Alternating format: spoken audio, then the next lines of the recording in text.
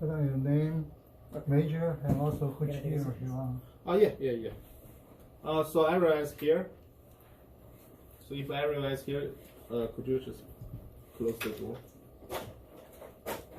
That's all right. Maybe keep it open. It's kind of stuffy. Oh, yeah. Keep it open. Okay. I'll take on my left.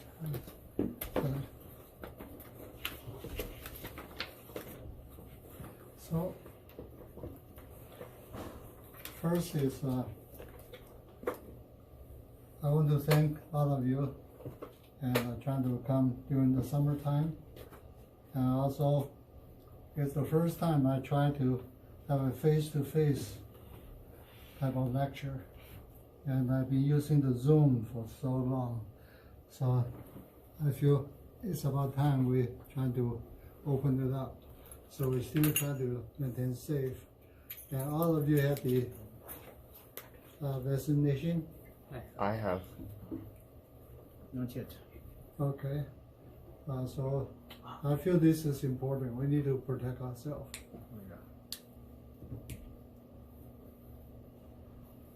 What I'm going to talk today is on RBS, Rutherford Backscattering. We're trying to emphasize really on the thinking, on the principle, on the setup, on really all the structure of it. So trying to give the knowledge to you. Even you're a layman, you can pick it up during the next 2 hours. I'm not teaching you the detail, how to mount the sample, how to get the beam, how to irradiate, how to detect the signal, and how to analyze. The part of the analysis is intrinsically in the fundamental thinking and principle, which I will cover. I also will emphasize on the examples today, and therefore you know what it's for and how useful they are, and what is its limitation, and what is its strengths, and so on. So it turned out this is one of the most powerful technique using the ion beam. You have all seen the lab. You will say, why the lab is so big? Because it's powerful. And powerful what? Powerful making the material analysis. So RBS is the most important way to using ion beam to analyze the sample. Also, the ion beam can also modify the sample, which primarily is Dr. Chen's duty, and trying to work on that. Modify the material, make the material function is different, makes the property changes for device or for construction, for some kind of reason people will need to improve the material. Before I started, so I want to ask you student a question. First, let's imagine we wrote our calendar by 100 years. So today is 1920 or 1921, or even earlier, say 1900, so it just turned out the century. So in the scientific community, so what is the hottest, or I should say, what was the hottest topic and during that time? What is the hottest topic? And today, 1920, 1910, 1900. 1920s, probably the atom was a hot topic. Also, light, the idea of the ether was a hot topic. So Donald said the hottest topic is the structure of the atom. Yeah, they thought it was like the gold, the plum pudding model. Yeah. Okay. So any others? Eli? Yeah, I would say the same thing. I guess this was probably right just before like the big breakthrough in quantum mechanics, right? Maybe also electricity and magnetism and AC currents. Okay. So first is let me talk a little bit about background during that time. The electron beam was discovered. Okay, they take a metal, draw into a needle, and by putting a high voltage on one end, the ground on the other end, then actually the beam comes out, the electron comes out.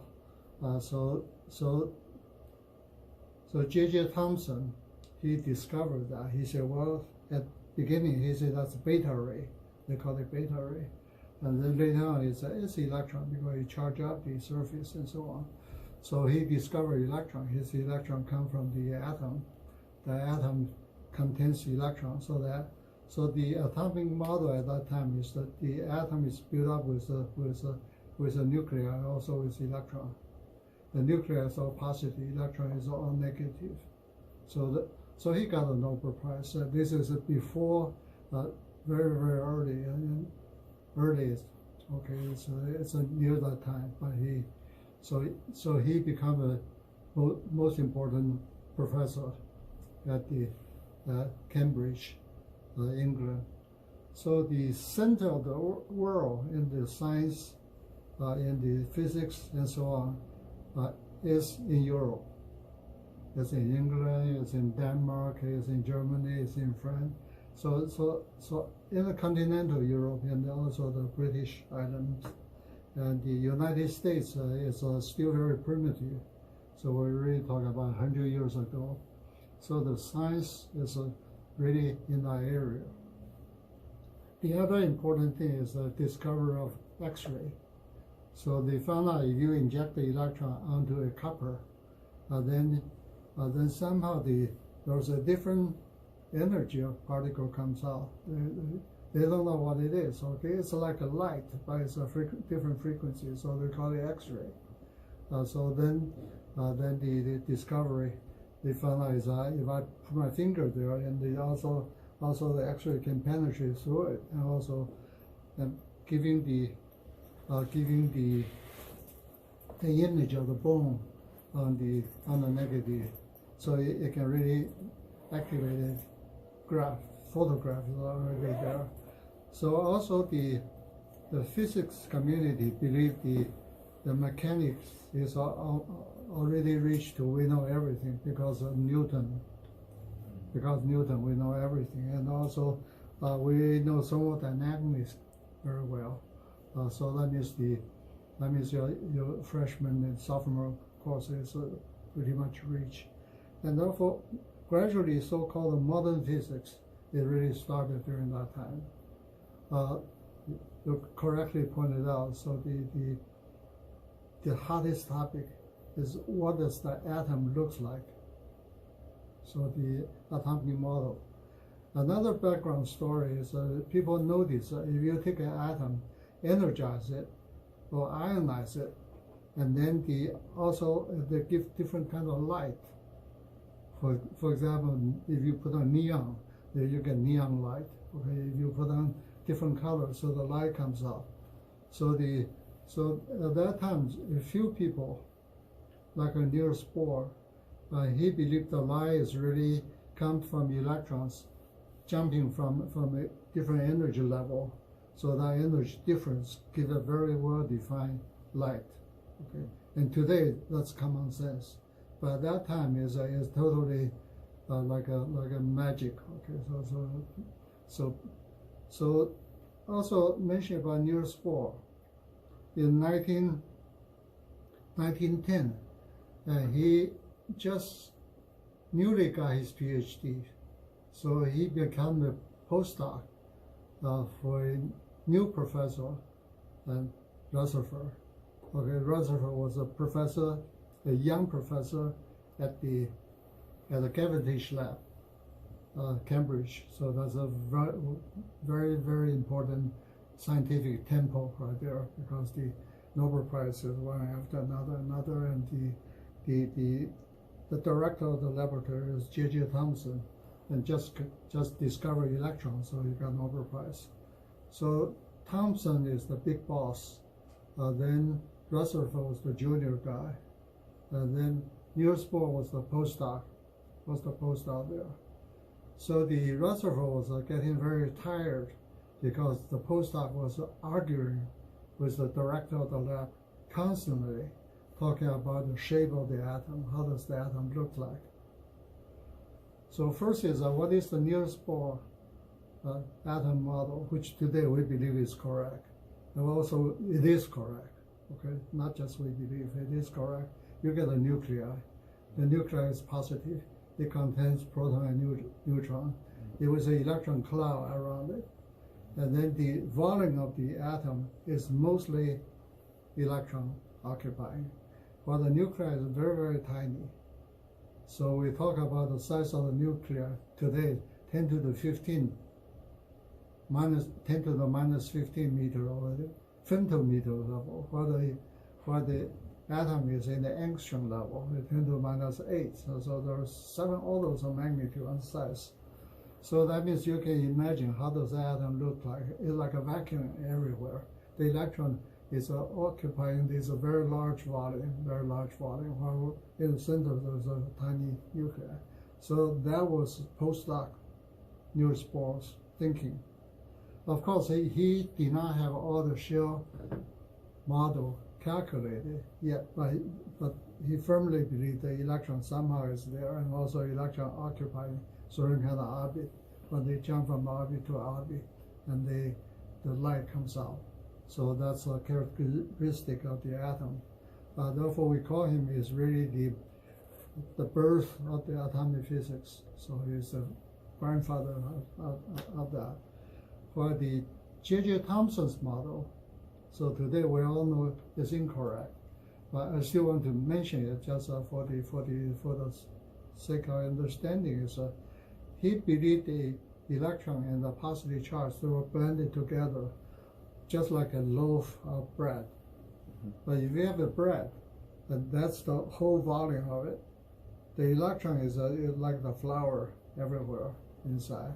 But the nuclei are almost like a raisin. If you put a raisin or put the nuts inside, so then the nuclei is also the many positive particles, and blended with the electron all together, occupying the whole volume. So they too were arguing all the time, while the young Professor Rutherford was really squeezed in between. My postdoc always arguing with my boss, the director, and so on. So he is really getting tired.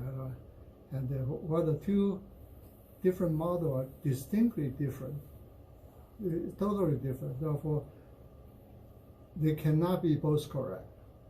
They cannot be both correct. It could be both wrong, okay, but it cannot be both correct. So he say, well, let me really think very hard. So assuming J.J. Thomson is correct, if I'm sending an alpha particle, the alpha particle will just go right through it. Okay, if this atom is thin enough, alpha particle is discovered because in the mining they are able to get in some of the radioactive material, like the uranium is or the plutonium, or like the radon. Like there are many elemental isotopes. They are not stable. They just emitting alpha particle occasionally. So that means the alpha particle actually was discovered before the electron. So this is why I call it alpha particle. While the electron was called beta ray, so alpha, beta. Then X-ray. We don't know what it is. Okay, X-ray. So this is really the history during this very exciting 10 or 20 years during that time. The argument, the debate, and so on. And also the knowledge was very limited.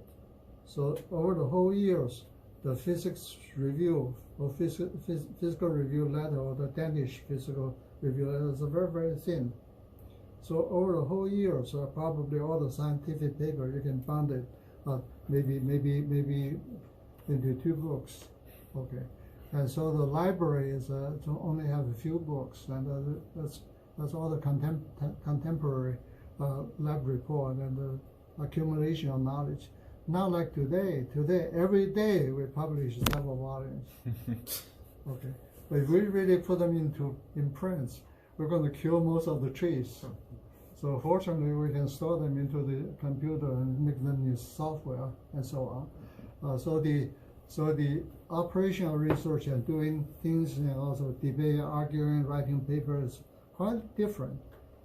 But one can really appreciate what they were doing there. So the Rutherford keep thinking. So if the atom looked like a pancake or like a bread, and if I send in an alpha particle through it, it either stop it or go the way through. Okay. However, if the atom is really a very tiny nuclei with a huge volume of electrons, if I send in an alpha particle, most likely it will go through it. But occasionally it will get so close, but due to the positive charge and the positive charge, they're going to be Coulomb scatter. They could be Coulomb scatter. And for some reason, not for some reason, for some occasion, probability to head-on collision, that will just turn off a particle totally 180 degrees. But if they are close enough, they may not be 180 degrees, it could be 150 degrees, 120 degrees, and so on. So therefore, he was thinking about, well, then let's do an alpha particle scattering experiment. Then the results can immediately tell whether my boss is correct or whether my postdoc is correct. Okay, so I will always use this experiment, trying to educate my students. One can propose experiment. One can propose all kind of weird experiment like you may have in mind. But the best experiment is once you propose, you do it, you will kill half of the people. You will kill half of the school. Their thinking is incorrect. Okay. Or you can kill both, but if your experiment turn out to be that, then you're going to be the one who really establish a new model. So I would say that moment when Rutherford proposed the experiment, that was a really fantastic thinking. He said, well, and I can at least prove one of them is wrong. Okay. So alpha particle he can purchase, because you purchase the mining. Those are very, very tiny parts, and they come in wrapped in lead, because lead is a pretty. It doesn't have to be thick. If this is made of lead, you wrap them around, the alpha particle cannot escape. So it's very safe. And all inside is some kind of mining stuff, and they will immediate alpha particle. So now if I draw a tiny hole in here, then all the alpha particle escape from there is in one direction. And this is 5 MeV particle being characteristic about the emission. 5 MeV alpha particle. He said, I get this alpha ray in well-defined direction. Now all I need is a target. So the target, he picked the gold target, is the gold can be hammered into very, very thin sheets, into thin foil. Like in India, they do that all the time, right? They take a piece of gold, they keep hammering and making into the foil, They use the foil trying to do the decoration. In Europe, they do that too. In the church, they try to use the gold foil, So that's how obtain a gold foil, simply, very easy gold foil. So he mount the gold foil, and then he have the alpha particle on one side, and then he also thinking the alpha particle may also suffer energy loss, because in between they have air. So he said, well, we need to have a pump. So at that time, the pump was invented. So very simple pump. It's just a very soft tube with a roller on top. The roller is rolling or squeeze the air out. So if they keep rolling, the air will keep squeezing out, then pretty soon you end up with a vacuum. But that vacuum is a poor vacuum, but it's good enough. It's good enough. So the whole experiment is done in a cookie jar. It's maybe slightly like. But if you read my chapter, the first chapter, it showed their setup. It's a cookie jar. The cookie jar inside mounting a foil, also having a source. Wrap around the inside of the cookie jar, using some it's a zinc sulfide. Zinc sulfide is a material when you deposit the energy to it, you are emitting a light.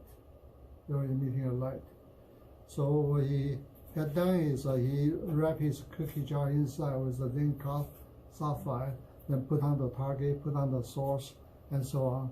And then he will ask his graduate student, two other graduate students, try to watch. If you see a light strike on the screen, you mark.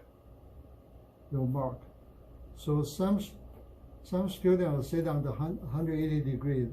That means the source is on this side, and therefore if you scatter to the back side, that's a back scattering. If you all scatter in the front side, that's a transmission, or scattering, forward scattering. So here two this graduate students sitting there, and also using the part. The whole thing is in a dark room because they want to see the light from the zinc sulfide. Therefore, the student is in the dark, just using pencil. I saw a strike. Then pretty soon he said, well, you should really define your angle. I say 150 degree, or I say 180 degree. Therefore, not just collecting the light, but collecting where the light comes from. So immediately the first experiment is we see particle backscatter into the screen. So the Rutherford, my boss is incorrect. So he of course they do check and double check. So over 2 years they're collecting enough data. But also Rutherford was he was a chemist, but he also good in physics and good on mathematics. So he established the model. The model is just based on Coulomb scattering. You have a Coulomb. This atom is gold. So this is really gold. Also is a gold electron. The scatter from the gold atom here. The gold has a mass. Gold has a charge. I don't know. Gold is 90 something. Okay, the atomic number is 90 something. So alpha particle atomic number is 2 and 90 something. So the Coulomb interaction is Q1 Q2 divided by R squared divided by R, or the potential. So he worked out the mathematically, the scattering probability to reach 180 degrees, very, very, very low, but it's a number. It has a number. Then it goes all the way through, and not scatter, just a side touching the side, going to the front, and that probability is very high. And therefore he just draw the scattering probability as a function of angle. He got that. So he put that into an equation. So it's an equation. Then also collecting his two students' data points. They asked them to plot on that, right on top of each other. And therefore the correct model of the atom is that the nucleus is a very, very tiny. The majority of the volume is almost like a vacuum, but with an electron decorate the space, because the scattering told us so. So he went to J.J. Thomson, and of course J.J. Thomson almost collapsed. All right, then the Niels Bohr is happy. He's a young postdoc. He said, "I told you so." Right. So he went back to Denmark, become a professor. Then the quantum mechanics began to evolve. Then the Shell's model comes, and so on. And then the remaining part just become the story, become the rest of the story. So I will use this as an instruction to start it. Means backscattering was discovered, also was predicted by Rutherford. That's why we honor him. We call Rutherford scattering. Then 2 years later, he got a Nobel Prize for that. Okay, then let's talk about his two graduate students. Okay, one is called Geiger. Okay, we all know Geiger, he made the Geiger constant because he's so tired in the dark. and trying to using pencil, trying to do the marking. He said there must be a better way to detect the particle, right? I don't have to be sitting there for hours and waiting for this flash. So he invented the Geiger counter. So the Geiger counter says if you're passing a particle through, it will give you the signal, so you will see that. Then the other graduate student, Mastan, he is also a giant, and he later became a professor at the university. So very, very good, the two of them. So all I want to use this story to say is the good discovery doesn't require a huge number of people, doesn't require very expensive equipment. But today we have the equipment, we have the people, we have all the luxury, but it needs to have a fantastic assumption, the hypothesis, and really with a strong motivation. I designed this experiment because I want to verify something, or I want to do something, and that's the most important motivation of it. Okay, so it's an important part of the story in there. Then the backscattering was observed, was discovered, and then pretty soon some of the nuclear physicists recognized, and if backscatter particle energy also is really representing what is your target. Suppose you backscatter from gold, you have very high energy. I'm talking about alpha particle or backscatter with very high energy. But you scatter with a lighter particle, like aluminum, it's going to be less energy. Because a good part of the energy, during the backscattering, first is during the backscattering, what happened is you have a momentum transfer. You have a collision, you have momentum transfer. So if this is very heavy, this is very light, it will rebound with a very large velocity. Because mv equal to the capital M, capital V, right? But almost like if you're throwing a ping pong ball on a bowling ball, the ping pong ball, boom. But if you're throwing ping pong ball on another ping pong ball, you are not going to see that. For the mass, so the nuclear physicists pretty much recognize that we, through the conservation of momentum and also conservation of energy, we are able to calculate what is the backscatter energy, right? Or vice versa. If you know the backscatter energy, then you also know the incident particle, alpha particle mass. You know what's the target atom. So therefore, Rutherford experiment really give you two information. One information is the scattering probability as a function of angle. Another is the scattering energy representing the mass of the target. So those are the very important two concepts from Rutherford backscattering.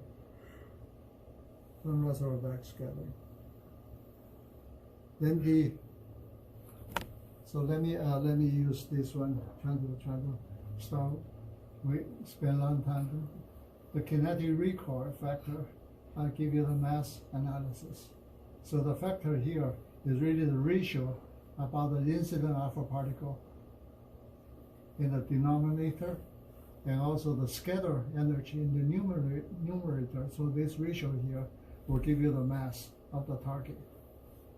The other differential scattering cross-section, that means the scattering probability, will allow you to do the quantitative analysis.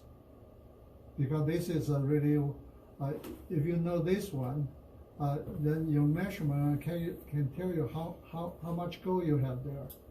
Suppose you have a monolayer of gold, thin sheet down to monolayer, you're going to get so many scattered signal. But if you get 10 monolayer, you're going to get 10 times the signal backscattered. So therefore, this gives you the quantitative. The third part, I have a large amount of contribution to this one, energy loss will give you the depth analysis. Depth analysis. So energy loss to give you the depth analysis. Let's go to the next view. Okay. So here is we go through the elastic scattering. So here's the goal, and the other the goal we just mark them open circle for this time being. Okay, within the alpha particle, you scatter from the goal. You didn't do it direct at a scattering angle. At a scattering angle, it bouncing into here. Okay, and also if you scatter from a lighter particle at low mass, the low mass will have a larger recoil because conservation momentum, and therefore if this takes part of the energy, then scatter back the energy going to be lower. Therefore, the scatter energy here really give you a direct measurement of the mass. This is the first thing I talk about it. And the nuclear physicists using this kind of concept to analyze whether the sample is pure or not pure for the next 20 years or so since the discovery of Rutherford scattering. Okay, even till today, yes, Eli. So does the mass directly affect the angle? Does what? Does the mass directly affect the angle that it's scattered at, or is that just due to the arrangement? At any guess, at any angle, this picture is correct. Okay. Because you're gonna put this at the this recoil here, so it's scattered into here. But if you backscatter, then the recoil will be 180 degrees.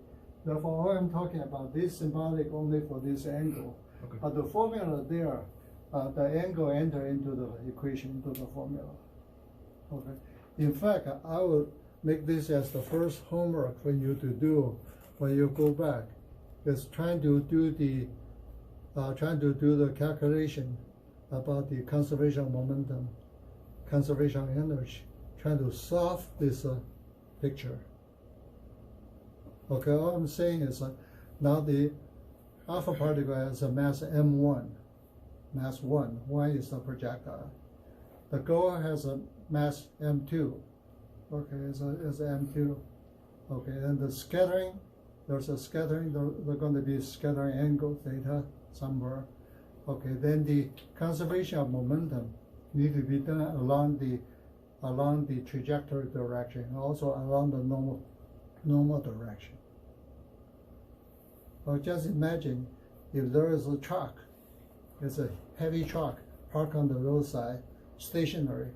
Now there's a tiny Volkswagen ran into the truck. It just directly ran into the truck. It both of the material made of rubber, so there's no collision, no collateral damage. Then the Volkswagen will be bouncing back. And then if they bounce into the side, that means that your incident angle may not be head on, may not be direct, and therefore I want you to take the M1, M2, and also to take the draw the scattering and try to calculate what is this scattering factor. Next view graph, please. Okay. E0 is the incident energy of the alpha particle. All right.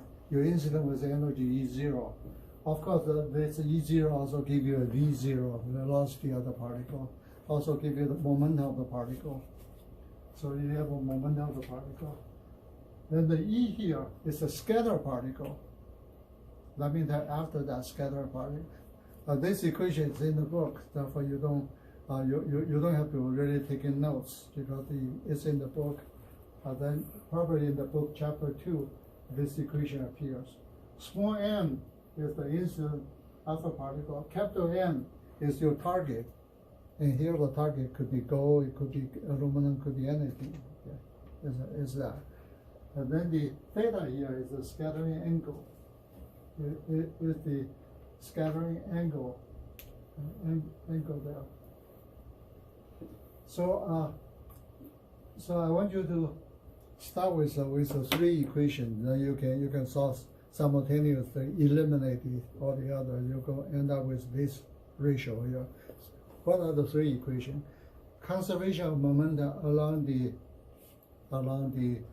direction of the incident, I call X direction. Okay. Conservation of energy along the Y direction. Along Y, they pick up the rebound and the recoil. Yeah. So you get conservation of energy. At the beginning, all you have is E0. Then, after collision, because at the beginning the goal has zero energy, after collision you end up with the E. So the difference of this one is the recoil energy. The goal going to recoil with energy. So we have three equations. I want you to really work it out. I'm trying to see whether you can derive that. Next one. Okay.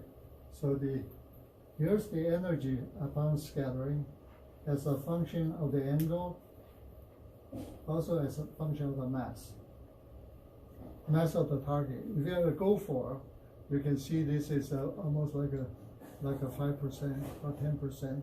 That means 90% of the energy given to the alpha particle, only 10% given to the goal.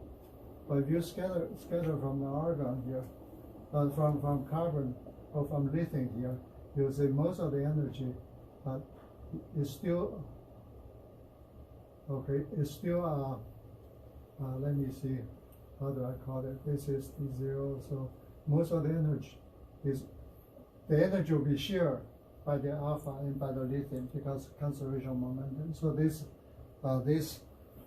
calculation here is really based on the previous equation. All right. The next you go. Okay, kinetic recoil factor.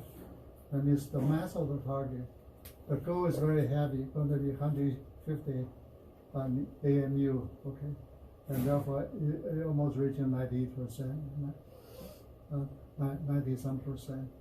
And then, okay, the recoil energy percentage is nearly everything is for. I'm sorry.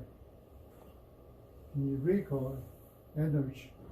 Okay, so first, this is probably the scattered energy here. All right. So I mentioned about just like the backscattering spectrometry has three important properties. First is, I already mentioned two right here. Quantitatively, how much go in here? Suppose now we have a material. This material only has few gold atoms, and therefore you want to pick up the gold signal. You will find out whether the gold is 1% or whether the gold is 10%, and so on. So stick with the Rutherford formula. You can get the amount of gold in there. But then also, is it gold or is it silver or is it aluminum? And then from the kinematic, you know, oh, it is gold. But here I do want to mention here, you can see, so this mass in AMU here, almost between 100 to 150, this is almost a flat line. Therefore, that means the Rutherford backscatter are not capable to distinguish whether your target is really gold, or whether it's a lead, or whether it's a platinum, and so on. It doesn't have the mass distinction. And it only tells you the mass. He said, well, the mass is 120 plus minus 20%. It's a J, 20% will cover so many elements. Therefore, you cannot tell the difference between heavy element. However, in lighter element here, very sensitive. It tells the difference between boron 10, boron 11. It tells the difference about carbon. If you backscatter from carbon without other noise, other heavy element, you can tell carbon 12, carbon 13, carbon 14. You can tell that difference and so on. Lithium, all the isotope in the lighter element can be done. The last thing here is I have lots of contribution in the energy loss part. is now, if your sample is thin, our sample becomes thick, and therefore due to energy loss, your backscatter particle are also going to be depreciated due to the thickness of the material.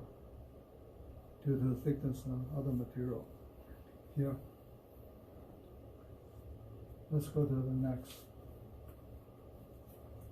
Okay, here are too many results like that, and let's skip that. Scattering cross section. So this is the equation where Rutherford got a Nobel Prize. He was just sitting there. He said, well, alpha particle, go, atomic number, Coulomb interaction, and then we end up with a sign theta half, theta to the fourth power, and in the denominator. He derived this equation based on Coulomb interaction. So if you're interested, you can go to the history part on that. He derived this equation for the two graduate students and plot them on the experimental results. So they're really on top of each other. On top of each other. The next one. So here is one example about backscattering. Now I use example trying to gradually lead you into some of the principle, backscattering principle. First is we are plotting the scattering probability as a function of energy. The channel number is really the energy here. So now the sample here, let's pick up the gold. Backscatter from gold going to have high energy, for the high energy right here. So the gold signal started with a very high energy. Backscattering from titanium being light, so therefore the backscatter alpha particle is going to be really having the energy in the low energy part. But here is the titanium, copper, molybdenum, silver, then tungsten and gold, and giving this kind of spectrum. So first is they say, well, the highest energy point is understandable from Rutherford scattering, from the momentum transfer. Then what about this? What about that? What about this? All those kind of things. The first thing I want to say is now those samples are not thin samples; they are thick samples. So the gold is as thick as this one, may not be able to stop the alpha particle. Okay, so the alpha particle go scatter from the surface, give you the signal right here. Okay, and then scatter from the surface right here. Now, what about the alpha particle go into the gold, go into the first layer, second layer, third layer, and then rebound from the inside coming out. Alpha particle go into the gold, there's an energy loss. There's an energy loss because it has to go through the electron cloud, and when you go in there, it dispels the electron cloud. The electron cloud almost like a dragging, like a friction, like an air friction. The bullets traveling in air, it becomes slowing down. Now the bullets hit the target and rebound coming back. They also have energy loss. It has also struggled through all the electron cloud and coming into the detector. So by this energy loss, scatter, you certainly your energy, you depreciate your energy by this kinematic factor K, which you're going to derive, and then you rebound, you get energy loss you receive by the detector. Therefore, those energy loss. What it says here, right here, it may be the go in the 10th layer, you go in the 50th layer, you go into the. So finally, you're reaching infinity. That means the alpha particle, it's a scatter.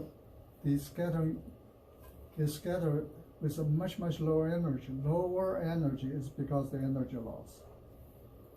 lower energy because energy loss. Then the next thing is what about this height? The understanding why gold is up here, why the titanium is right here. Go back to the previous view graph.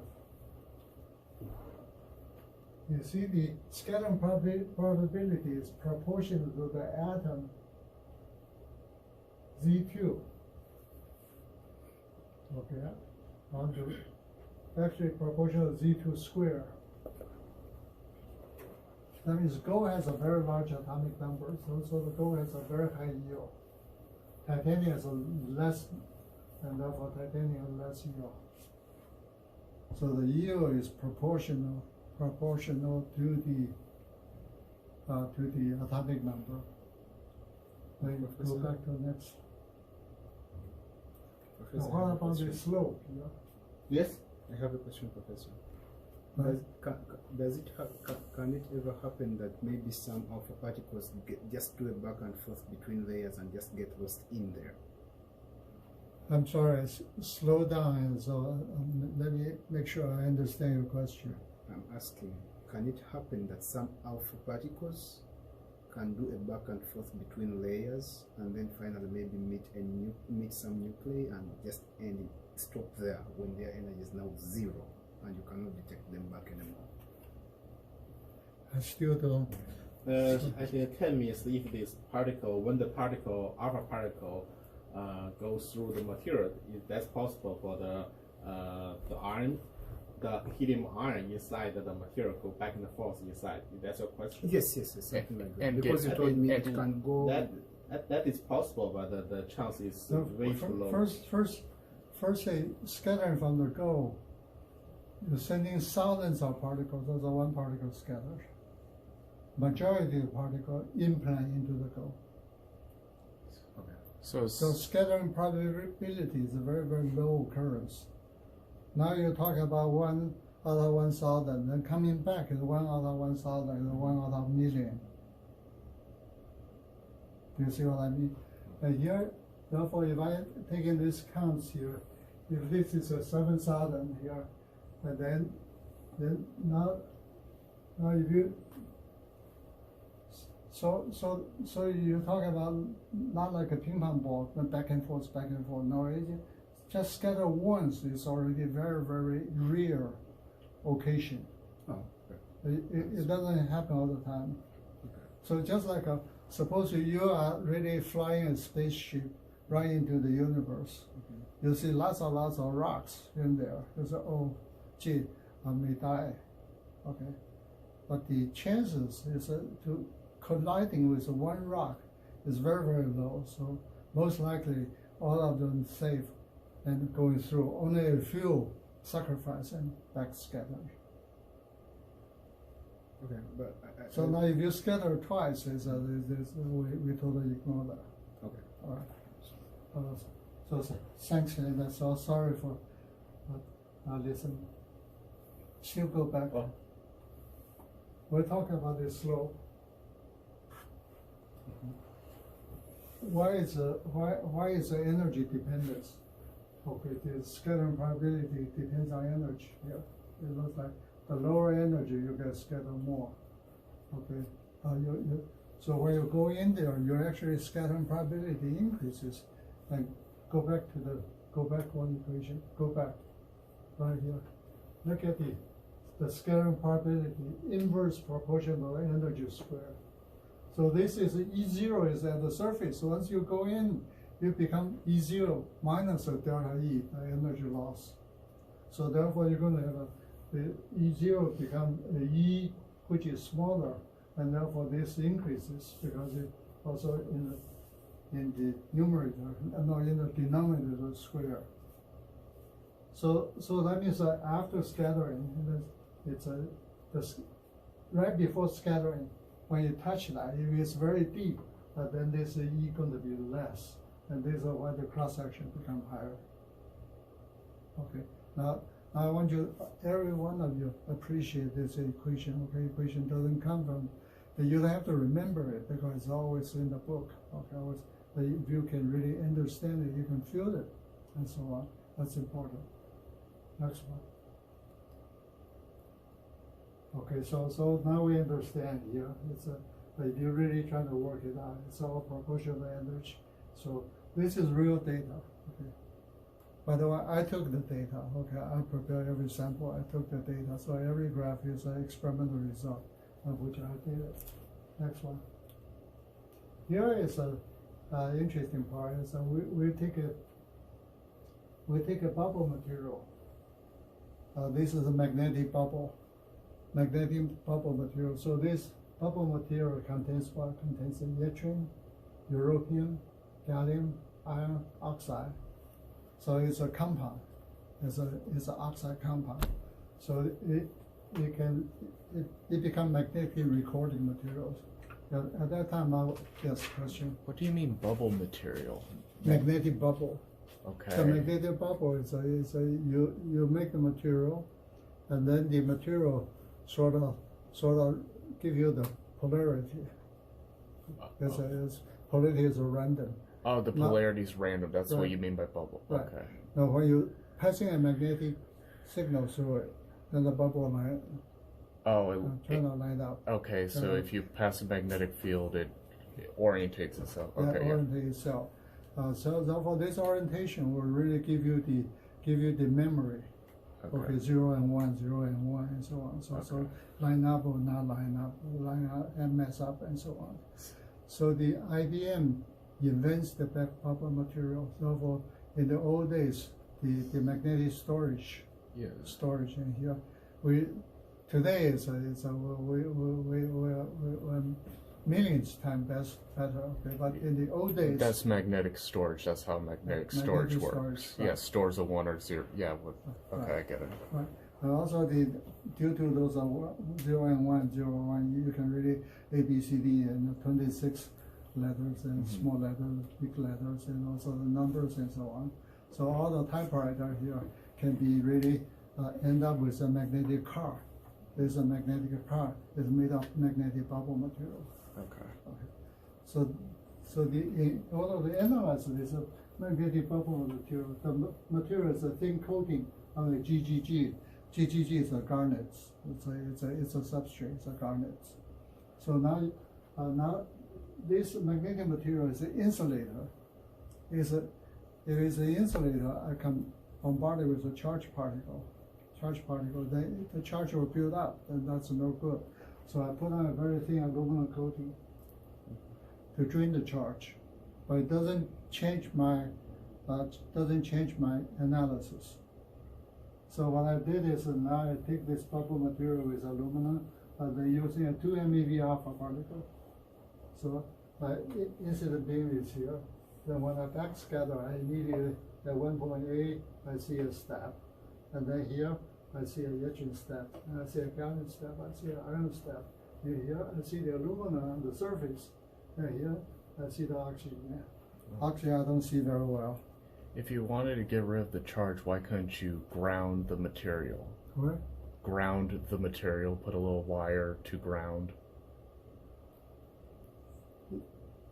If I have a piece of glass, which is an insulator, then you can't do that. you cannot ground it. Okay, because it's glass. Yeah. Right. Okay. Right. So if it's an insulator, you just cannot ground it. Okay. The charge keeps building up. Okay, so When you build up to sufficiently build up, it sparks. so you have the aluminum. I have don't know. a thin aluminum coating, so I can ground collect the charge like a capacitor. Right. Okay. So the spectrum is here, like here. So this is a very interesting spectrum. And the first is, if I analyze here, I say, europium is on the surface, and also europium is thick. And here is yttrium is on the surface, but yttrium is very thick.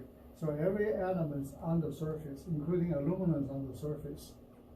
Since aluminum is very, very thin, therefore the aluminum doesn't shift the energy too much. And then the key analysis here is taking this height. If this is high, how high this one is really indicating how many europium atoms there. So I take the europium to the yttrium, to the gallium, to the iron ratio. Of course, oxygen I cannot.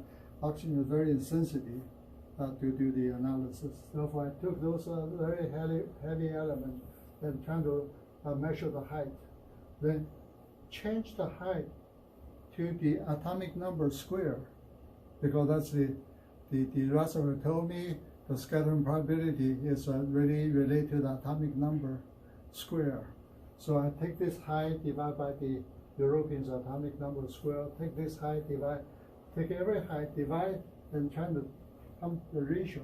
Then I end up with a 2.57, 0.49, 1.2, 2.74, and oxygen 13. This number is really arbitrary. Don't worry about that. So all those numbers here, they really tell me in this compound or in this mixture, the atomic ratio of different elements. So this is the power of the backscattering to analyzing the bulk.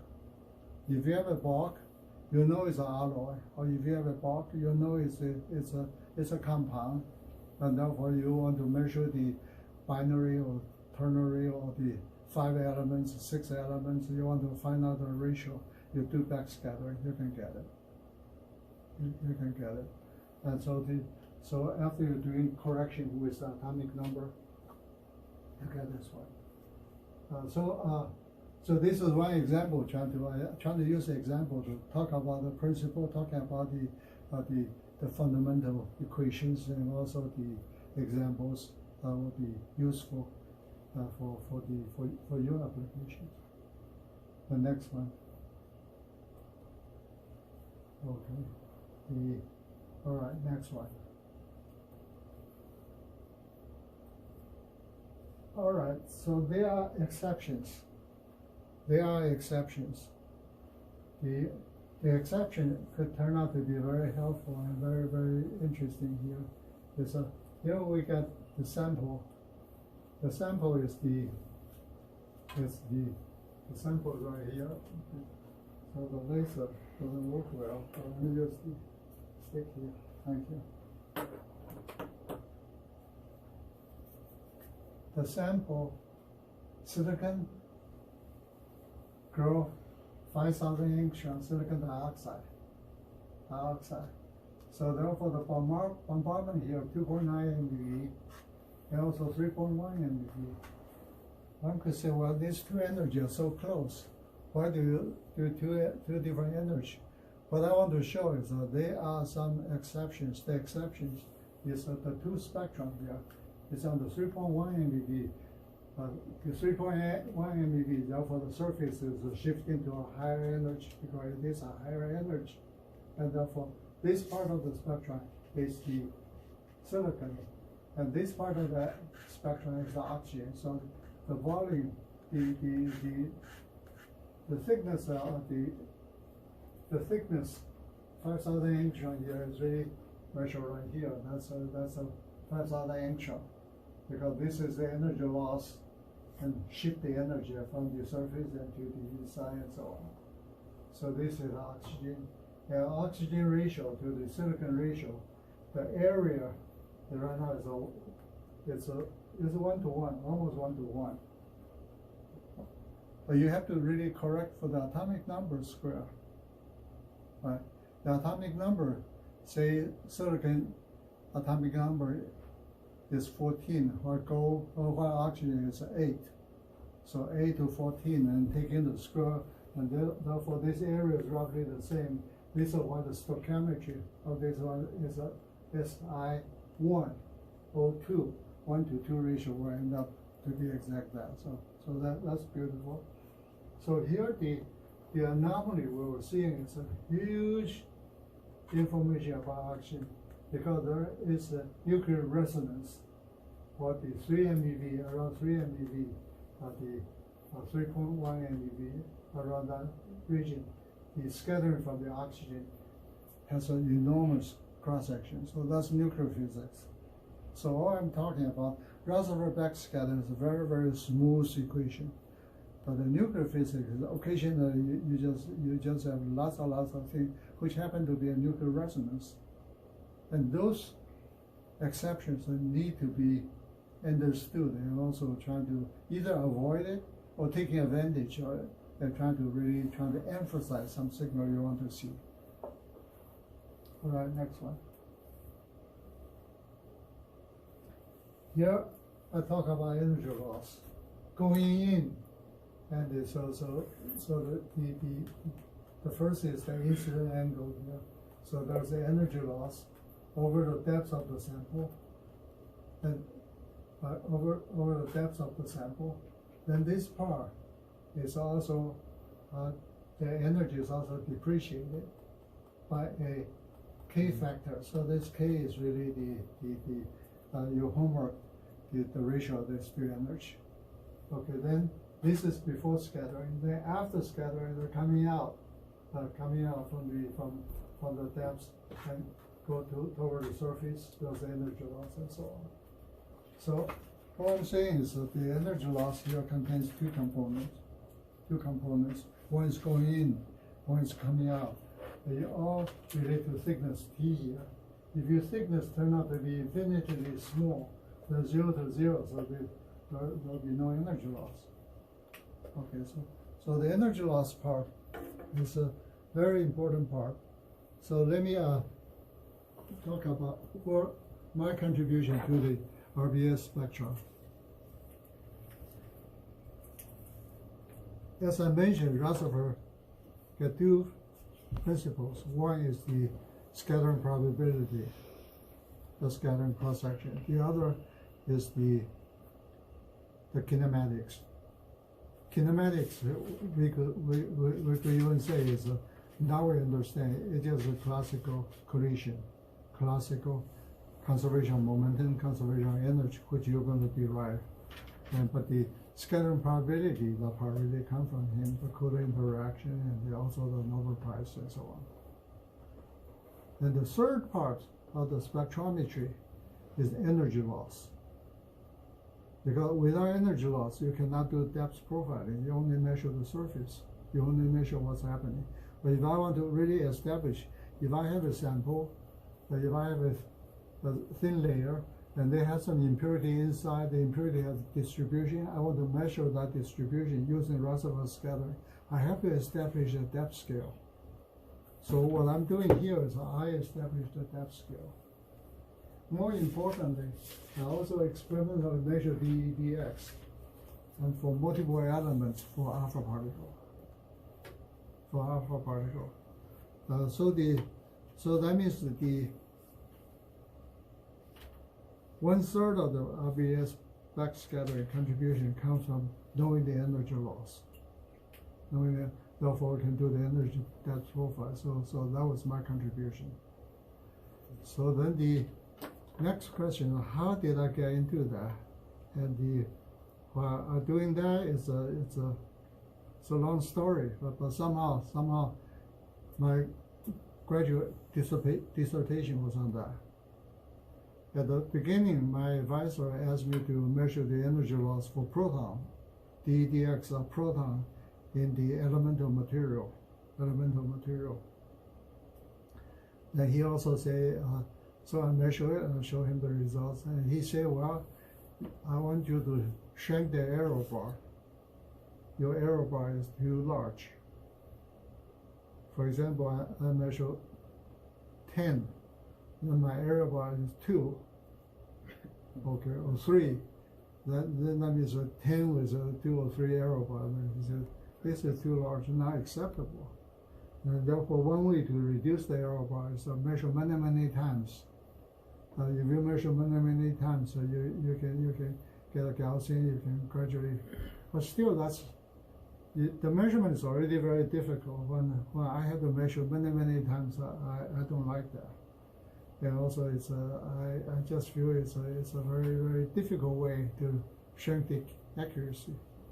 So I was kind of lazy, but also kind of clever. So I said, well, why not try to measure alpha particle energy loss in material? Because right now the number is not 10, but it's 100. But if I have 100 even with a 5 type of error bar, then that's manageable. So he finally gave up. He said, okay, measure alpha particle. it turned out alpha particle to be most important because the original experiment was done by alpha particle. Second is whenever we get a set of numbers, this set of numbers to be useful, needs to be talking about useful for what. Okay, I have a meter stick here. Okay, this is 1 meter. Is it useful? Sure, I can measure the size of this room, and that's useful. But now, if I want to measure the size of this box, this may still be okay. But if I want to measure the thickness of this paper, this meter stick turned out to be useless. Therefore, we need to select a set of tools which happen to be useful for a set of material. So I select alpha particle is my meter stick, or is my caliper, and proton is too coarse, and so it's order of magnitude, and so alpha particle. Alpha particle turned out to be important because the depth scale is really good for high resolution. Is like a few angstrom. Okay, and few angstrom type of resolution, then the thickness is typically going to be as big as a micron. Okay, now I have a ruler. I can really measure from angstrom, few angstrom down to a micron or fraction of a micron. That turned out to be most important depth scale for the microelectronics. All the chips making we have here are really submicron. The junction depth is 100 nanometer, and so on and so on and so on. So first is I guess I was lucky, and trying to argue with my professors. I'm lazy. I want to do something easier, and I want to pick alpha particles. So it turned out to be fortuitously. It was a very lucky pick. Okay, so I did. Then there's a lot.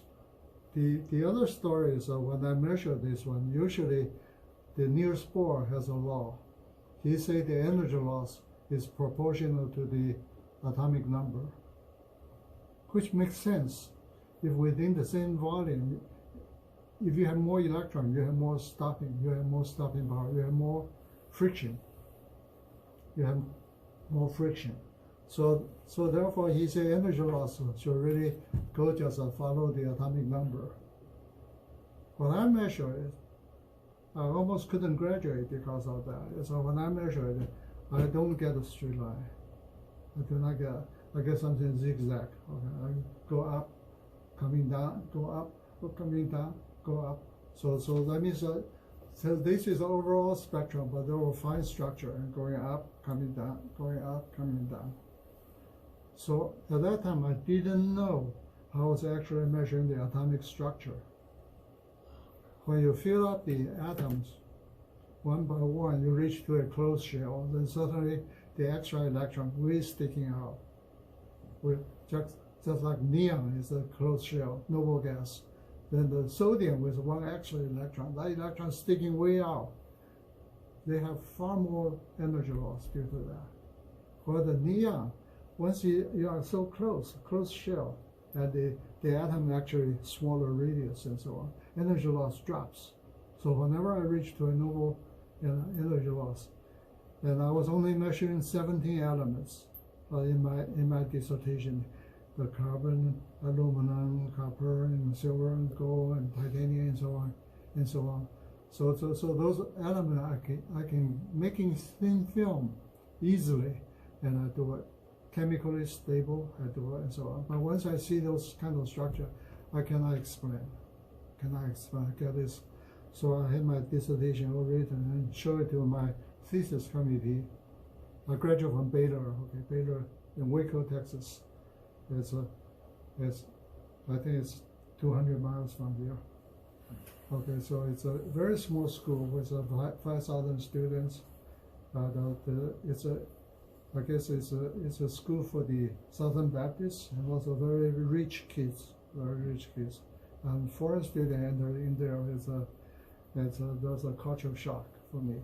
But anyway, so back to the dissertation. I had my dissertation written. My advisor looked at it and he said, well, he doesn't like it, but it's good enough. It's good enough. First is he always want me to do proton, but I do the alpha particle. Then the next thing is it's not smooth and the error bar is low enough, but because the error bar is low enough, I saw that atomic structure. When this dissertation went to the thesis committee, and one of the theoreticians, and Professor Park, he's from Korea. He got his PhD from Yale, and so it's a very distinguished theoretician come there. And he looked at my thesis. He called me into the office. He said, Niels Bohr said that number should really go like that. But look at your structure. You get so many kink. And also, you show your error bar. I say, I definitely show it's outside error bar. He said, well, then please explain it. I couldn't explain it. I couldn't explain it at that time. Also, senior graduate students, okay, reaching this. Everybody was supposed to graduate in 5 years. I was getting into my 6 years, and I already missed the jobs. And miss everything and so on. So I just told him, I said, well, I'm an experimentalist. I said, you are a theorist. And so if I don't, I'm not able to explain. So what? And so of course I wasn't so rude, and I'm trying to be humbly describe that. Then he just gave me a long lecture. He said, Wei-Kan, you are a physicist. So doesn't matter you are experimentalist or theorist, but if you see anything out of normal, if you see any anomaly, this could be a treasure. You cannot say it's not my responsibility, so therefore somebody else will explain it. You go ahead and explain it. If you don't explain it, I will not let you graduate. He just threw the thesis back to me.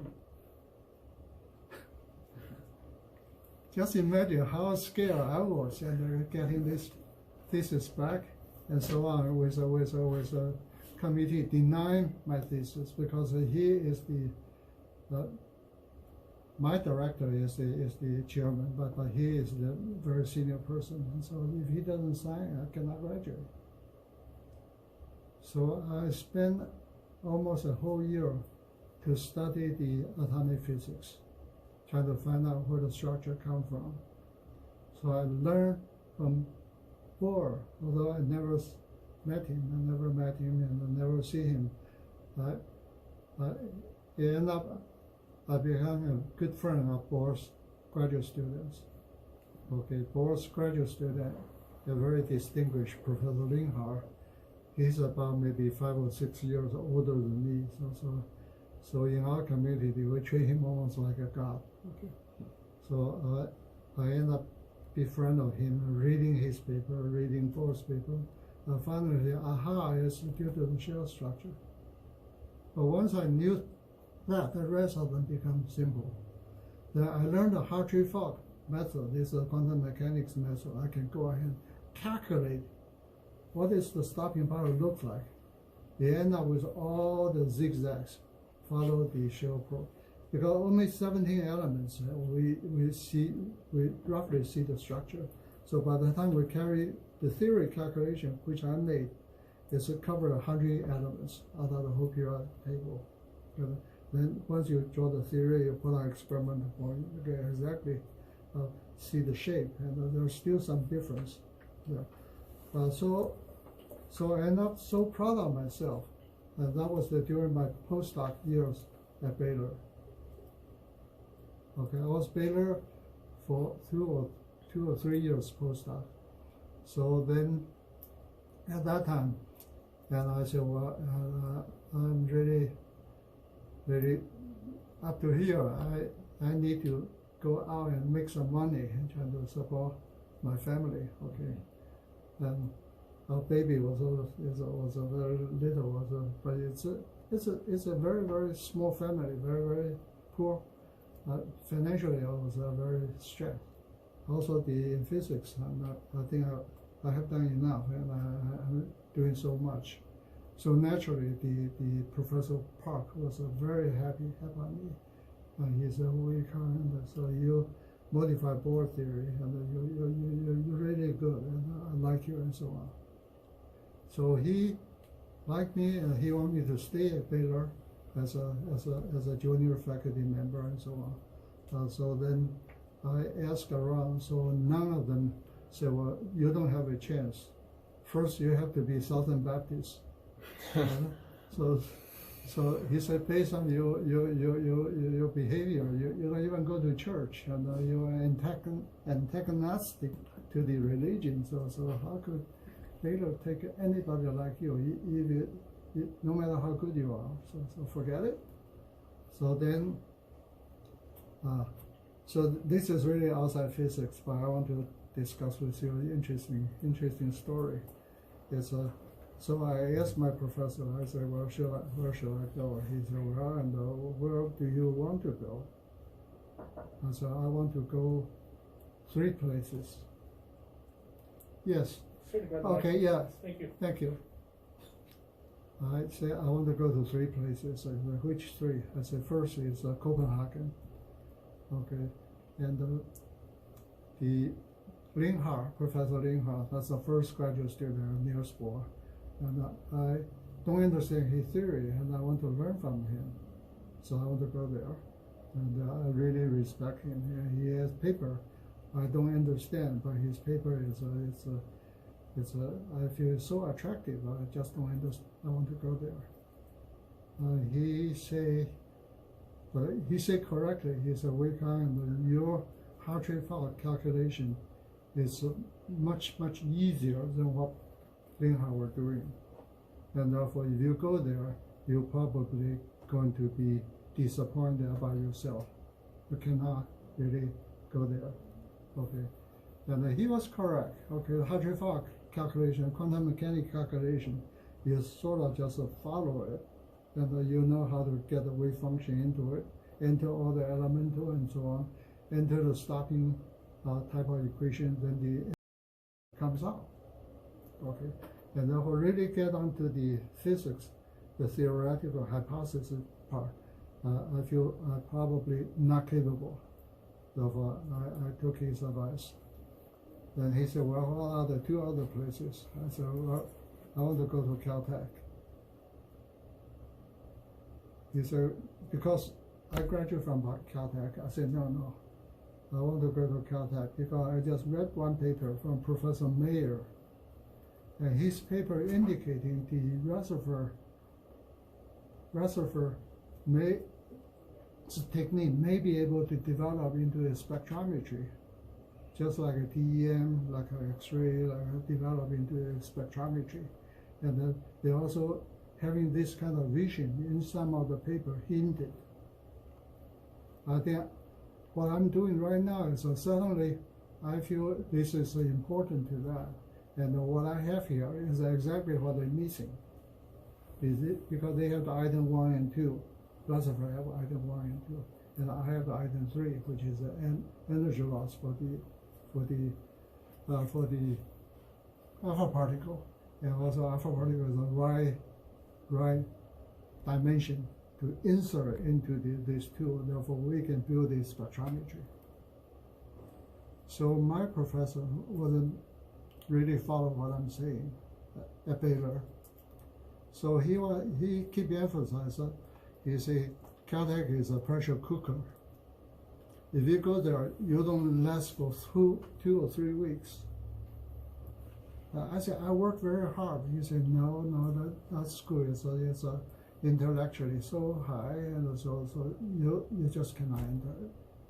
Even you go there, you cannot hold your job. Okay, naturally, I was disappointed about what he was telling me there, but I agree with what he was saying.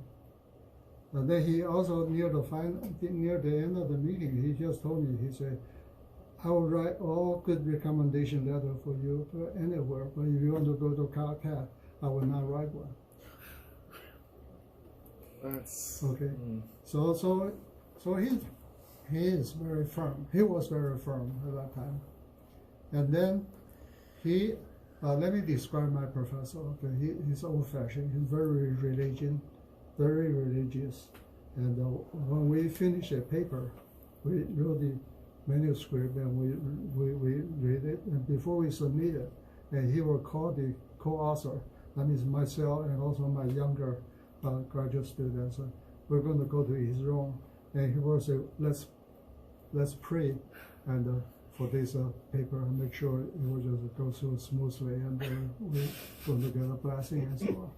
So then they're going to stop prayer, and my eyeball just rolling. But anyway, so once he said he would not write the recommendation, I knew he would not write one.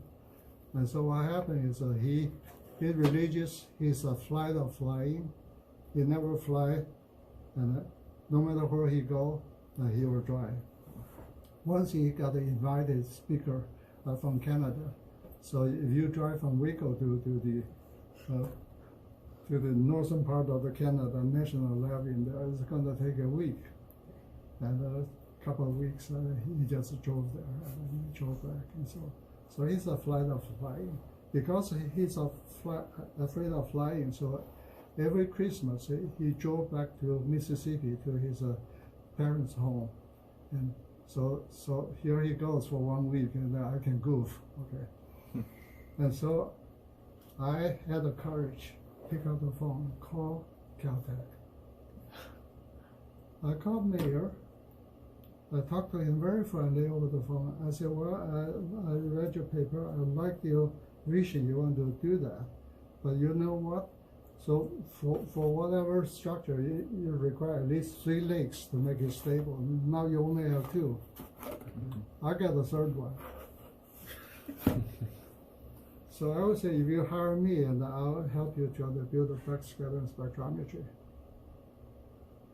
He got excited. He's a very clever man. He's very, very smart. He immediately understands. He said, what we're missing is the depth scale. But if you can tell us how to do the depth scale, that is these 2 equations, and plus some of the table, some of the chart and so on, then we can all build it up. Then that's all we need. Wasn't it in your paper? Couldn't you have just wasn't that equation and all of your graphs in the paper, couldn't you have just read your paper? What I have is a dx. Yeah.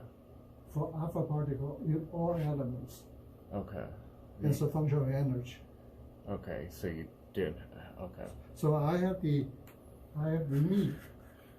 Now I have the concept about going in, this is the loss. Coming out, this is the loss. Okay. All right. So that means this structure now has 3 legs that can stand. So he immediately said, well, he said, why don't you just come to Caltech and present a talk to my team, and if everybody convinced, then depends on my funding situation, we may just offer you a postdoc. Okay, Caltech has no rank called postdoc. They're called a research associate and the senior research associate. So they have different rank on that. It's a slightly higher than postdoc. So I asked him, can you give us a schedule? So he immediately gave me a schedule. He said, we're going to send the airline ticket to you and so on. So you can come and give us a talk on your dissertation work and also on your proposal to how to build up the backscattering spectrometry. So by the time I finished the negotiation with Dr. Mayer, when my professor returned from the Christmas holiday, I told him, I didn't tell him I got an offer, but I told him I got an appointment to contact the interview. He was totally surprised, but he still said that's a pressure cooker and you won't last for 3 weeks. And so I was let's see, okay. So the offering came better than what I expected, and then I'm supposed to start the work in March 1972. Okay. So right before March, there was an earthquake in California. This earthquake was the epicenter is near the San Diego area, the southern part. So the accelerator, our accelerator you look at is horizontal, the tank horizontal, with a beam line and so on, extend to the whole room. The Caltech accelerator is vertical. The beam line go from the second floor down to the first floor, then turn 90 degrees. Then every experiment is in the first floor. So this is a whole second floor. The top of this one is almost touching the third floor. So the accelerator is huge, but it's not as advanced as what we have. It turned out that accelerator is homemade. Okay, Mr. Van de Graaff was a graduate student at MIT, so he invents the Van de Graaff after his name. He built up the charge and so on. Mm-hmm. Sometimes Dr. Chen will show you his handheld Van de Graaff machine. Yeah, okay, right. It's a very simple. Very simple. It's just a rubber bell, keep moving the electron around. Therefore, build up the electron in one side, and therefore the electric potential set up, so you can accelerate.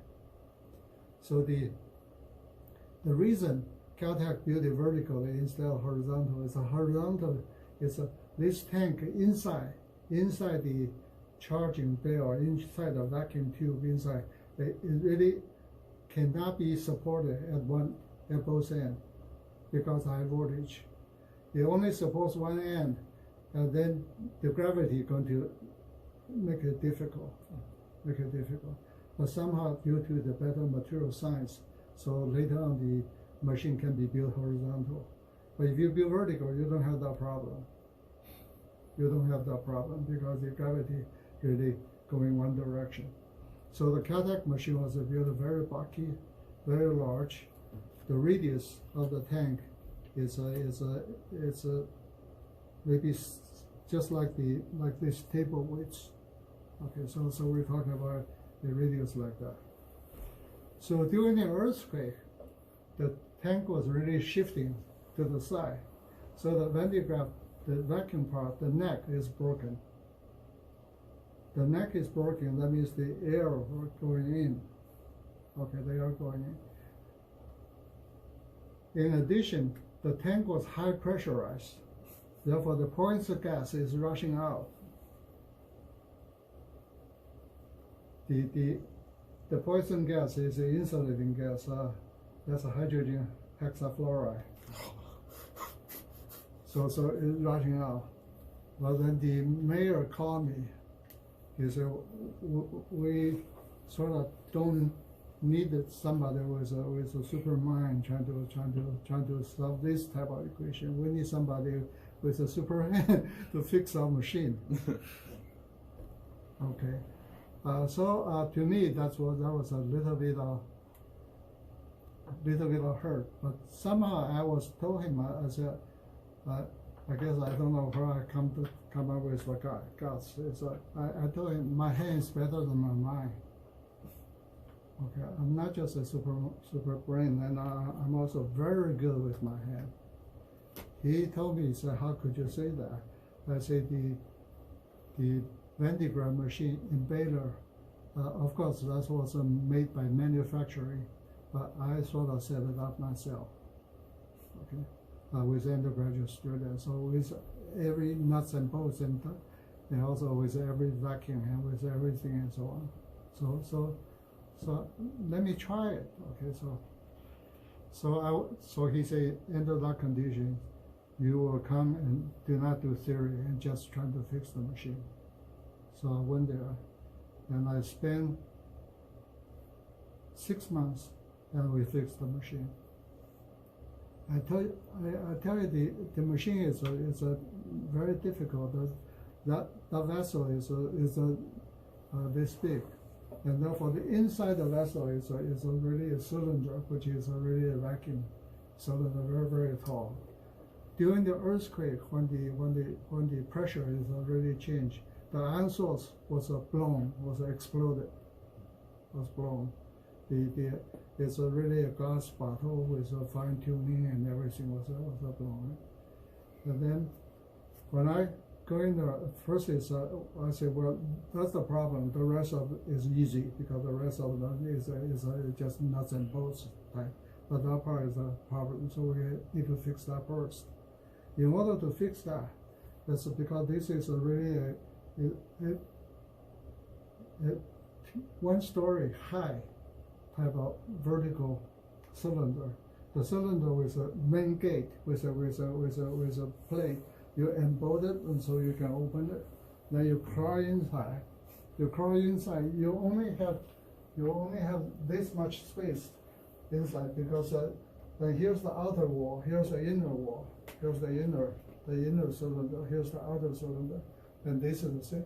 You have to climb up 1 stair, climb up 1 floor. So what we do is we're using the sticks. Those sticks are numbered A1, A2, A3, B1, B2, B3.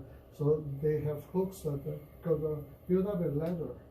This ladder will go against the other one, then climb all the way to the 1 floor to the top, to the top. Now we can start fixing the iron source. Our iron source is inside the cage. In there, the iron source has no cage because everything is all enclosed. So now the iron source right there. So first is we try to take the iron source and take it out and try to look at it and so on. We need to find the blueprints. The blueprints is in the drawer, and the paper is if you tap it, it just crack almost like that. Okay. Of course, we try to be extremely careful and the Scotch tape and make everything. Open the blueprint, look at it. Some of the printing is stuff flaking and it's fading, so we have to make a lot of guess. On top of that, many places will ring with the red pencil. Okay, this one crossing, red pencil doing that. That means the circuitry has been modified. Who made it? Okay, the homemade graduate student. Who is the graduate student? The Dr. So-and-so already gone. So the thing is, we need to almost reinvent, follow their thinking, see exactly what they're doing. So inside the iron source, because Dr. D haven't heard that story, so when I say this one, he will also learn the difficult days in the old times when we don't have the resource. We have money, okay, that's all we have, but we just don't have enough resource. Also, I want to mention this: the student at Caltech is really unusual. They're usually good. Okay, so I recruit a few undergraduates and try to help me to work. So we climb up the ladder. They also climb up the ladder. The weather is very hot, very hot. So we just beginning of the summer trying to work on that. So we all just welding swimming trunks and the no top. Okay, so it's almost like naked and trying to climb up there and try to work. We can only work about 20 minutes. They say, well, let's rest 20 minutes. Okay, 20 minutes and 20 minutes work, 20 minutes rest, and so on. So when I get out of it, it's all sweat and just sit in the corner and almost collapse on the floor and trying to drink lots of water. So my help, okay, the undergraduate student was sitting there, put out the book out of his backpack and start reading it. I said, what kind of book? I just go there. Advanced calculus. So I asked the student, I said, well, and so you're a senior? He said, no, I'm a freshman. I said, how could a freshman student, our students are taking calculus, and but that's advanced calculus. It's a third year course. And and also they don't waste a single minute. They just sit or read and read. So 20 minutes up, they put on the book and get back to the work. Okay. Now we need to fix this ion source. Of course, some students, they know the circuitry. I don't. Okay, I'm really very bad on that. So they immediately say, well, this is doing what, this is doing what, and so on. So we reconstruct the map. Then also the mechanical parts. So on the RF oscillator, it's not you putting a helium gas. You put the vacuum down to a certain vacuum, then you set up an electrical potential. Then also you oscillate this potential here. Then what happens is that you ionize the helium gas. The helium gas will turn into blue. Almost like a neon gas will turn into red. Okay, these are due to energy level. So this RF oscillator, how do you adjust the RF? RF frequency is adjustable. So it adjusts the resistance and also the conductance, the RL circuitry is RL. Adjust the L require. No, it's a. I already forgot. It's a RC or RL. It's a RC. Okay. RC. It's a capacitor. Yeah, resistor capacitor. Yeah. It's a capacitor part. So how do you change the capacitor? They using two plates. You are advancing the plate to the other one through the distance adjustment. Adjust the distance between two metal plates. So this distance adjustment requires a screw, a threaded rod, that screw. So that threaded rod, due to the explosion of this top here, is bended. It's bended. So I pick out this rod and I give it to one of the students as I go ahead and find out who's the manufacturer, and I go and buy one from the catalog. So he look and he come back and he said, there's no catalog, this is homemade. I said, okay. Milling machine. If it's homemade, do you know the shop? Do you know how to do it? He said, no, I don't know. I know where is the shop. So he took this one, went to the shop and show it to the person. They look at it. He said, this is double-threaded. I never heard about a double-threaded screw, double-threaded rod. Double-threaded, that means that you rotate 10 turns, therefore you forward. But during this 10 turns, you also return 9 turns. So that means you rotate 20 turns, you only advance 1 turn. So that means that it's a roll. So this is why they can adjust such a fine distance, have such a fine resolution. It's a double-threaded. Very fine-tuned. So then I asked the technician there, I said, who knows how to make double-threaded? He said, no, you cannot find one which is already alive. What? I said, well, and he said, we don't do that anymore, right? This is really very, very, very old technology, yet it's very smart. Because you thread 20 times, you're only making 1 step. The other thing, you make 20 times, so you make 20 steps. So I said, who made it? He said, well, he gave me the name, and I checked over the I found out he was alive at that time. So I went to his home, knocked his door, and showed him this rod. He looked at it. Oh, my baby! My design, my baby! Oh, I said, I need your help. Go back to the shop and make another one. So he was so happy, and I just buy him a big meal and not paying him. So it was a very interesting. So we finally fixed it. In fixing this one, Dr. Kavanaugh, and also the Caltech Accelerator Lab, they they have many fancy machines, right? But this one was their number one machine, the very old machine. They'll junk it. They want to just junk it. But Professor Mayer said, don't give it to us. We want to develop RBS.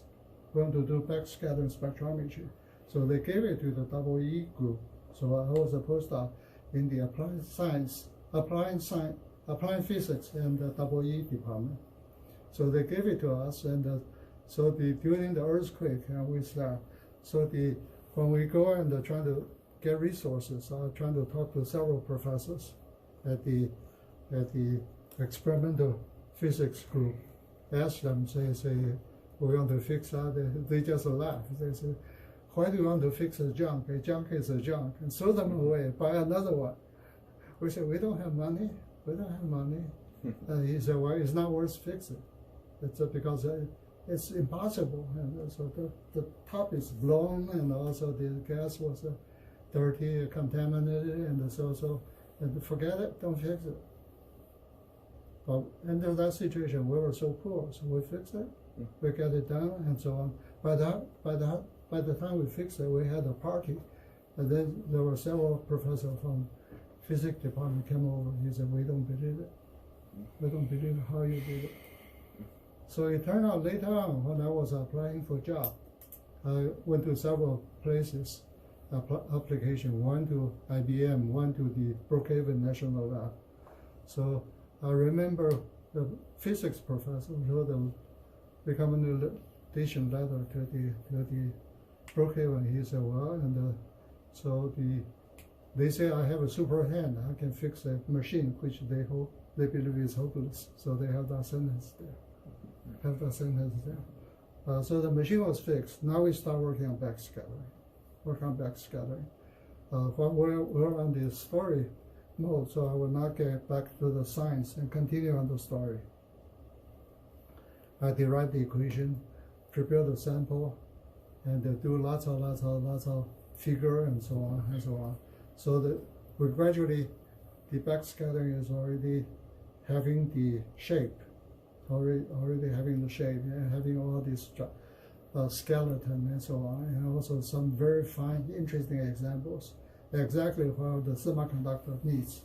When they were doing the implantation, you want to do the depth profile of the arsenic in silicon. We wrote paper on that and so on. So the Electrochemical Society, that society was interested in developing all kinds of new metrology, the measurement technique. So they feel backscattering is one of the most exciting type of news back in 1973, 72, 73, during that period. So they, during their Chicago annual meeting, although that's called American Electrochemical Society, but it's actually the whole world was attending this one and so on. So the organizer, Howard Huff, he's from Texas Instruments, and so he said, well, let's also having a major important topic on backscattering, because he heard about it. He started reading some paper, so he just called Jim Mayer, my boss, Jim Mayer. So he called him and he said, well, do you want to be a invited speaker? So we're going to ask you to be invited speaker. Of course, that was a very good honor. So Jim Mayer said, of course, I want. So then, during the same week, we found out Howard Huff didn't know what he's doing. He actually inviting Bell Labs, one guy, Tom Buck. He said, do you want to be a speaker, invited speaker for backscattering? Of course, they happily received it. Then he invited another one from Rockwell International. So this is an aerospace company. And then they say, of course, we want to. So then later on, Jim Mayer was receiving phone call from them. He said, we got invited. So could you submit you could you give you some of your data and so on? So because we're going to give the talk. Jim Mayer said, what? I thought I'm going to give the talk. So it ended up with 3 invited speakers going to talk on the same subject. It was impossible to have the same subject and trying to repeat this kind of talk 3 times in 3 sessions, or in the same session, one after another. This turned out to be difficult and ridiculous, and also people talking about the same thing. So all 3 of them are getting very upset, and they say, "I don't feel like to go. I don't feel like to go. I don't feel like to go." And so I proposed to the mayor. I said, "Why not just group 3, making 3 groups writing 1 paper, and then trying to separate the duty? Okay, you write the low energy part, 400 keV, belongs to you. Okay, we write the 2 MeV, okay, up to 2 MeV, and they will write all the exception case like the nuclear reaction and so on and so on. But we all use the same machine." Jim feel this is a good idea, and also all 3 of us, all 3 teams feel this is a good idea, because the low energy team, their tool is low energy. So we beautifully having 3 sessions done.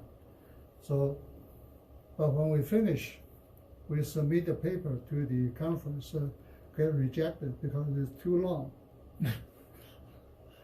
They say, "We give you an allocation of 12 pages, so why you people have 50 or 60 pages? So it's too long. Now go ahead and shrink it. And then, so I was telling Jim, I said, well, and the first is, why not just using what we have, expand it into a book? Okay, into a book, which I'm really thinking about that. Expand into book. In the meantime, also cut and shrink into 12 or 50 or whatever the within that, and submit a paper to the conference. Then I also tell Jim, and during the conference, you can talk about the book. You can use all the good examples from the book and so on. But the conference paper, usually people don't read and usually disappear. So this way you're going to have a good talk. Jim said, excellent idea. He said, Wei-Kan, you go ahead and do it. Because I collecting all the spectrum, I prepare all the samples, so I have a file which is very thick, okay, almost like a chapter 1 and chapter 2, chapter 3, and all the data table and figure and so on. There's a whole drawer of the files. So at that time, due to the shrinking, expanding, and writing and so on, I sort of getting everything very well prepared. So just 2 weeks before the conference, Jim Mayer told me, he said he got an invitation by South Africa and trying to have a meeting there. He said he left South Africa, he left Animal, he liked to really spend much longer. He said therefore he's not going to Chicago. He said, Wei-Kan, why don't you go? He asked me to go. I said, why don't you ask the other two to invite the speaker? He said, no, you know better than them. And also you put everything together, so you go. So I did, okay. All the slides are in the slide tree, like a Kodak tree in here. So we don't have the PowerPoint at that time. We don't even have the view graph. The view graph machine just started. So it's all like that. I carried the tree with 20 or 30 slides in there. And then part of the slides I'm showing you today, and also going to show you in the next sessions and so on. So I carried the tree and went to Chicago and take a Jim Mayer's room. It's a beautiful hotel, and also it's a plenary talk, so it started at 9 o'clock. It's a given 1 hour, so it's a very important talk. In the elevator, I saw 2 people were talking. He said, well, I heard Jim Mayer is not coming. The people say, no, it's so important, he must be here. And I was carrying the tree, listening to the talk, with my leg was shaking and so on. So in the morning, I went to the conference very early, carried the tree, and I'm trying to give to the technician, trying to help me to do the mounting and so on. He asked me, where's Jim Mayer? I said, Jim Mayer is not coming. I'm giving the talk. And he looked at me, he said, you're giving the talk? And so on. Of course, all those so-called technicians, they are postdoc, all the graduate students, so they knew what's going on, what's happening, and so on. So also the session chairman, he knew Jim Mayer's coming, but he didn't know who is substituting. So I introduced myself to him. He was disappointed. He was kind of disappointed. So he said, "You're too young, too green." Okay. And also, I was standing by the podium for the talk. I have to really hold the podium together because I was shaking all the time, shaking all the time. So he introduced me. Session chairman introduced me, and what's interesting. So I said he. Little bit of saying, Jim Mayer couldn't come. He liked animal, something like that. So I gave the talk, and I was very, very nervous, very nervous. But somehow, after the first view graph, second view graph, my eye become defocused. Then I was totally concentrated on that. Excellent talk,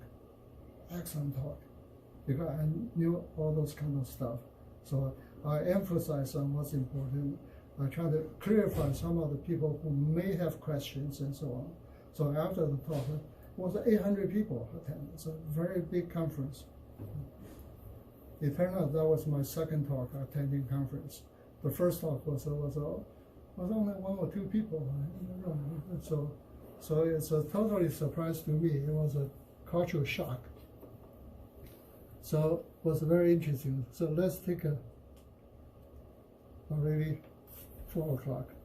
So I will quickly flip a few pictures, and then I ask you trying to read the chapter. Then later I'm trying to.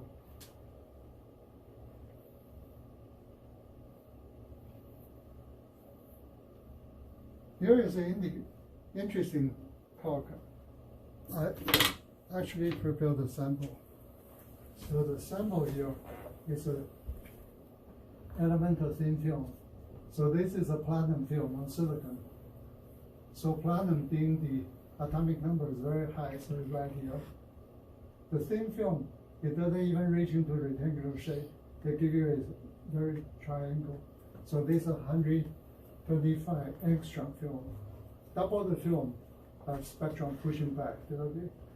Then double the film again, reaching 500. And double the film again, reach to here. Then 3,000 angstrom reach to here. 4,000 angstrom reach to here.